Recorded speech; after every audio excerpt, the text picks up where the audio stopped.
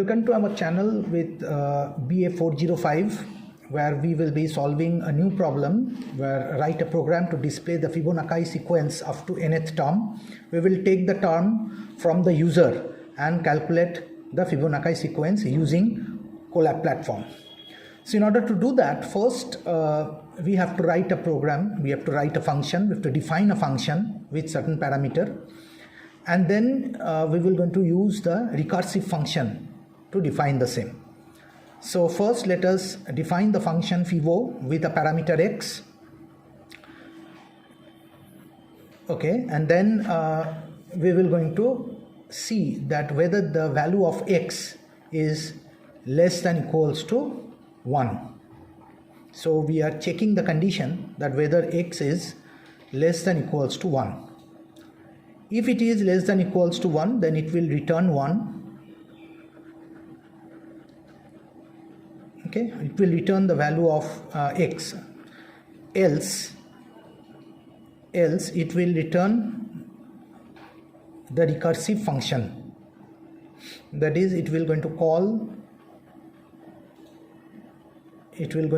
the function 1 with the parameter x minus 1 plus again it will call the function with the parameter x minus 2, which is the basic framework of the Fibonacci series. So first we define the function in this manner, we interpret the same.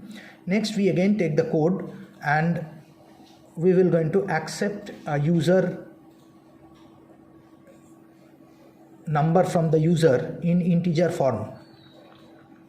So whatever the number the user will be giving or whatever the input the user will be giving, we are converting it into integer data type.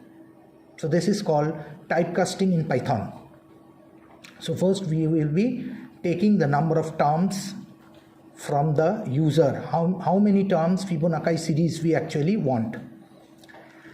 If the user is inputting negative number of term, then we have to validate that and we have to ask the user to input positive numbers. So if the user is inputting negative term, we have to validate that and we have to ask the user to enter the positive integer. This is the data validation in Python, which we have done using the conditional statement. Else, if he is inputting positive integer, then we will going to print the Fibonacci series as per the number of terms given by the user in the form of input, in the form of integer input to be precise. So now we are forming the integer, the Fibonacci numbers. For that we are calling a for loop with n terms, and then we will be printing I. I means from 0 to n terms minus 1. That Fibonacci series we will going to get with this function.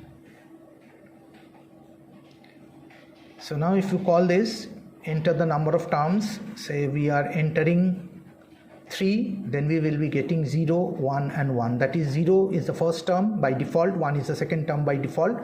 If you add 0 plus 1, you will be getting 1. Again, if you add 1 plus 1, you will be getting 2. In this way, we have displayed the Fibonacci sequence up to the number of terms. Thank you.